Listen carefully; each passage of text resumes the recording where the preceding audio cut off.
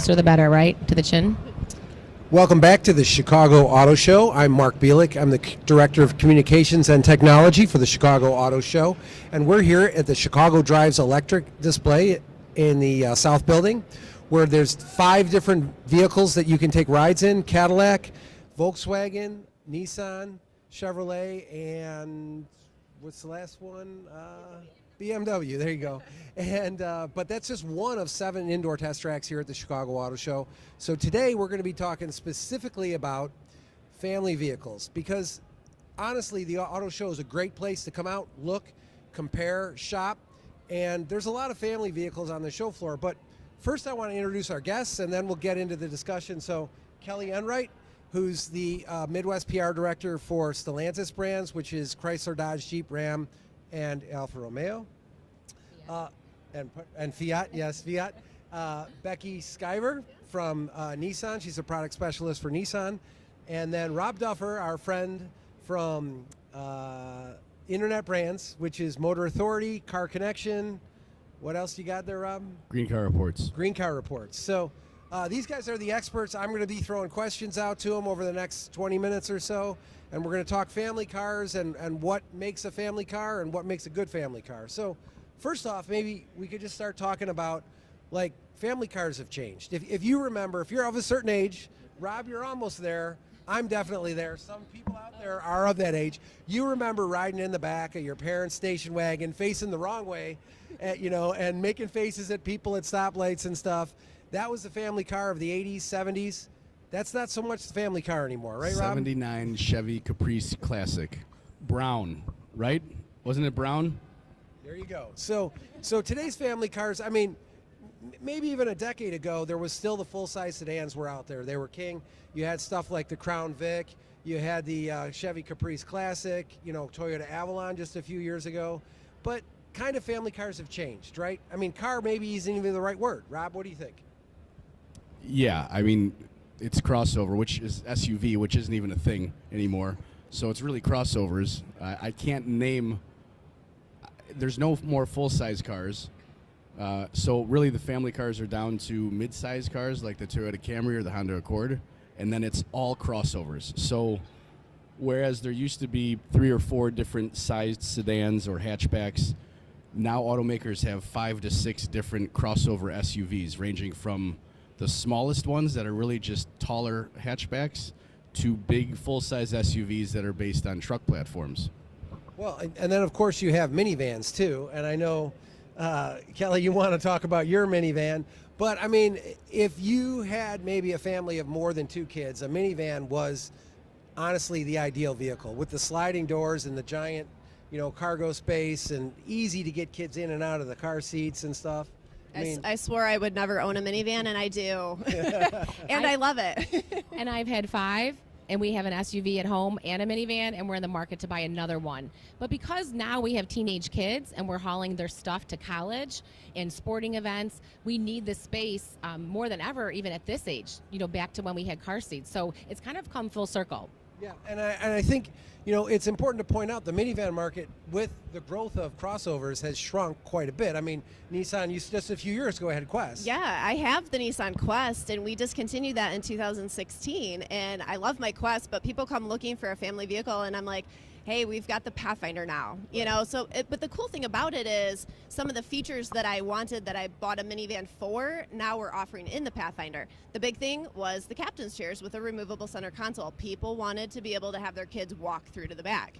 Now that that's available on some of our SUVs, people are thinking of it as an option.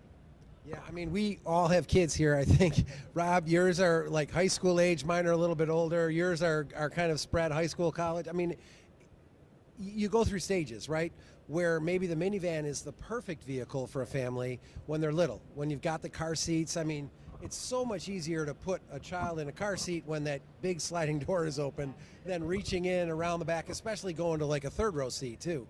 So, I mean, let's talk about some of the features. I mean, obviously sliding doors on a minivan, big feature. Rob, what do you see like when you test? I mean, you drive a different car every week. So what are some of the features that you're like, wow, that's pretty family friendly? All right, a few things about minivans. And So if You're gonna answer the question, though. Toyota, for instance, if you were to take away the sliding door track on the side of the Sienna, it would be hard to tell the difference in certain angles between that and the Highlander. They've gotten really similar.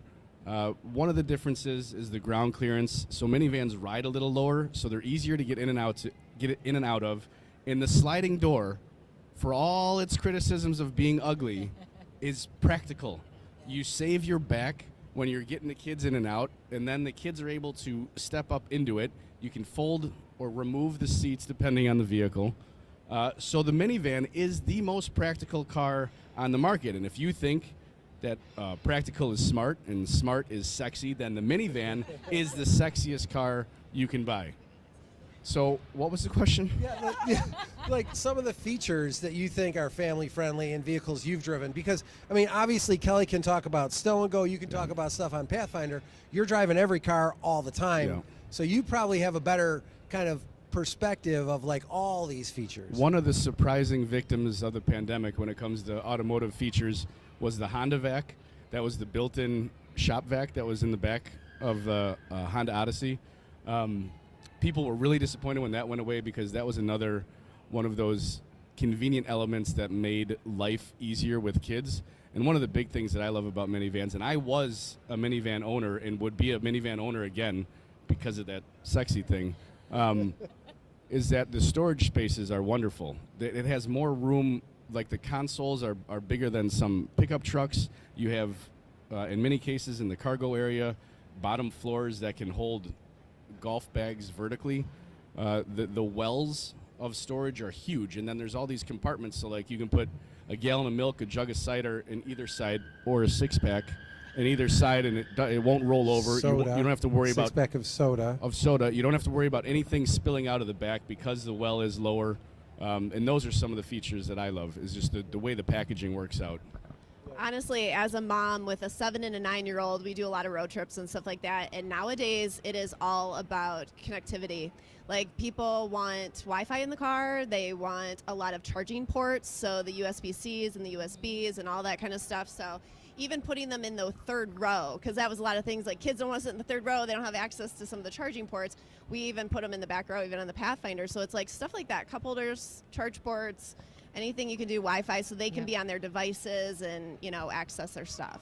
I would totally agree with that. I think we're finding on the Chrysler Pacifica, the technology with Amazon Fire TV is really key. The stow and go seating, you can do 2 seats up, 3 seats up, 4. It's totally, you're making runs to Costco, all of that capability. But you also get some of those luxurious features like the heated or ventilated seats in both the front row and the middle row. So we are finding that there's more opportunity to kind of upgrade based on your price point and what you're looking for that does feel more luxurious, like an SUV crossover. And trust me, once your kids get a heated seat, they're really mad if they don't have a heated seat again. So having heated seats in the second row makes a big deal, especially once they're out of car seats. They're like, wait a second, this is what I've been missing this whole time. Yeah, and especially in this area, let's not shortchange the heated steering wheel. My father, who's in the audience, once got rid of a car because it didn't have a heated steering wheel. I'm with you. I double. Ditto. Yeah, so, I mean, we talk about families, and obviously you've got a lot of gear, a lot of cargo, a lot of stuff. Honda, for example, debuted the new Pilot just a few weeks ago. They brought it here. It's here at the Chicago Auto Show. It's got a removable center seat in that second row that can be stowed in the third seat. You do one better, where you just make those seats disappear into the floor. With a button. With a so button. It's easy to just press the button up or down on the Chrysler Pacifica. We have a stow and go system. It's our technology we created. The Pacifica's been around for 40 years. There's over 100 safety features available on it. But that technology making it so easy for storage is really key. Yeah, I mean, I think road tripping is part of family life, right? We're all doing the road trips. We're all on that stage. We're driving down to Disneyland, or we're going up to the Dells, or wherever we're going, and you're bringing stuff. You're just bringing a ton of stuff. It's not like the hockey bag for, your kids playing hockey, or the soccer bag. You've got suitcases, you've got electronic devices, you've got coolers full of beverages. and you're doing all that, and I think that that's also a huge component to making a family vehicle. And that's kind of where sedans might fall down, because you basically got just a trunk in most sedans, whereas something like Pathfinder has storage everywhere. Well, and it does come down to people are hauling stuff. They have Sea-Doos, they have boats, they have campers. A lot of people have started doing the road trips and going camping. And so having a vehicle that fits all the stuff, that can tow things, or even like for us, I put the bike rack on the back because there's 4 of us, and I put the bike rack that comes off the trailer hitch, and then we still are able to put stuff on top if we need to. Pathfinder Rock Creek is probably going to be my next vehicle because it's like we're a very outdoorsy, active lifestyle family. And it has the space, it has the accessibility, the technology, but it also has, great features like towing and off-road capability. Yeah, and I think that's a huge point. I mean, today's crossovers just a few years ago were really just front-wheel drive vehicles kind of with an all-wheel drive package, couldn't tow. We're starting to see crossovers now that have legit towing. I mean, Grand Cherokee, for example, is like 8,000 pounds or something. I know Pathfinder is like 6,000 pounds. I mean, that's a serious trailer. It's not a bike rack. You're putting a trailer behind there, and you're able to pull that pop-up tent or whatever. I know, Rob, you go camping I do. in the wildernesses of Denver or out there somewhere. I know you're just gone for weeks at a time. I don't know what is happening, but stuff is happening. But Mark, to your point, the minivan, like the Chrysler Pacifica, if you come down to the Chicago Auto Show, through Monday, we have a Chrysler Pacifica road trip model on display that's brand new for 2023, can tow 3,600 pounds, which is your kayak, your wave runners, a small fishing boat, still getting you to where you need to go, have the roof wraps on top, which is factory back warranted. So you have that package of the road tripper minivan giving you all that capability without having to outfit it, aftermarket yourself either. And it seems like we're at a new point with the 3-row crossover SUV, which has finally kind of gone to the middle of between minivan and traditional SUV, right? So traditional SUVs usually had a 2-speed transfer case, standard all-wheel or standard 4-wheel drive, raised ground clearance. They were bona fide off-road vehicles. They were body-on-frame truck platforms. They were bus-on-track yeah. truck platforms. The Xterra was, I think, the last one for Nissan. And now there's kind of this shifting back to the middle away from minivans and having some of these off-road packages that every automaker is offering now. And they're going to handle most of the sort of camping and mining roads and access roads that you would need. It's not going to be like a Jeep Wrangler that's going to be able to climb Moab or anything like that, but it's going to handle most needs for the weekend adventurer. Well, and if you go over to the Jeep display, you'll see that the Jeep vehicles are all trail rated, and that's our 4x4. So you can see what those badgings are on the side. And like you said, all capability. You might not be off-roading in Chicago, but you want to know you have the capability to do it when you need to. Some of those potholes. Or just going over to Indiana and Wisconsin on your road trip. So those Jeep vehicles, which you can experience on the Jeep off-road indoor track called Camp Jeep, which is free. Come on down to the Chicago Auto Show and you can check it out. I love your plugging for us. And I love it. And you can actually experience these vehicles. You go to a dealership, right, which is great. You can butts in seats, but you can't test drive it off road in Chicago. So if you come down here, you can check it out. Right. Now, we've gone 15 minutes here. We haven't talked about electric or electrification for 1 second. But I'm going to throw this at you, Rob. I don't know if you're prepared for this, but let's say you're looking for a family vehicle and you want to go electric or electrify, because I mean you could do plug-in hybrid as well. Throw a few out there where people might want to consider. I might as well bring my brother up here. I'm not going to, but he is a very happy owner of a Hyundai Ioniq 5, and that is his family vehicle now that his eldest son is out of the house. So there's 4 of them in the house. They got rid of. He was a Honda Pilot owner, so it was a 3-row crossover. He's now in that, which is great.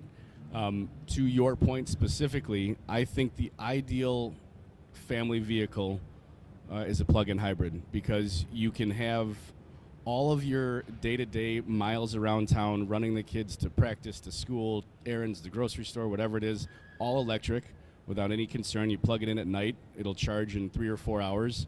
And then if you need to go road tripping, go to wherever the tournament is, go see grandmother through the woods, whatever you got to do. You can do that with a gas powertrain that you don't need to stop and charge. So, and usually they run more efficiently than just conventional gas powertrains. So, like the great example is the Pacifica plug-in hybrid, which is the perfect combination for sort of that 90% of your miles driven are around town, and there's no gas, there's no tailpipe emissions, and then being able to go on road trips and not have to worry about charging or range anxiety or any of those things. And that vehicle, the Chrysler Pacifica, and the hybrid mode can get you up to 500 miles. So that's, you think about it, you're going down to maybe to Nashville for a hockey tournament. You can gas and electric all in one, but you have no range anxiety. And the cool part about that is that system is seamless. So you don't have to think about it. No switches, no nothing. No buttons to press. It just automatically can regenerate during braking if you're through the mountains, giving you more electric battery power. Right. So nothing to think about. Super easy. And I think that's important to note about plug-in hybrids is you plug them in your garage. On your wall outlet, you end up with getting a full charge overnight pretty much for most of them. And so you don't have to worry about over-the-road charging, at public infrastructure, things like that. You will be surprised, though. My husband and I did full electric all summer. His company car was full electric and did up to 300 miles, which is similar to what the Nissan Ariya does. So I was like, we kind of had that experience. And I was like, we could totally do this. Like, it was shocking to see, how far you can actually go on a 300-mile range. Like, we were able to do, a 2-hour drive to a city and back without having to stop to charge. So it was like, it has more capability, I think, than some people are even aware of. But the other thing too is you start to learn where your fast chargers are, because you can connect. Like, he would drive from Michigan to Chicago all the time, and you know where the charging stations are. You stop, you get a 30-40 minute fast charge, have your lunch, or do a couple errands, and then you're back on the road. And it really wasn't as as hard as people think it's going to be. It was actually easier than we thought. I think the same thing, like iPhones, right? Our smartphones have come such a long way, and you plan for it. You always have a charger in your car. You have one in your bedstand.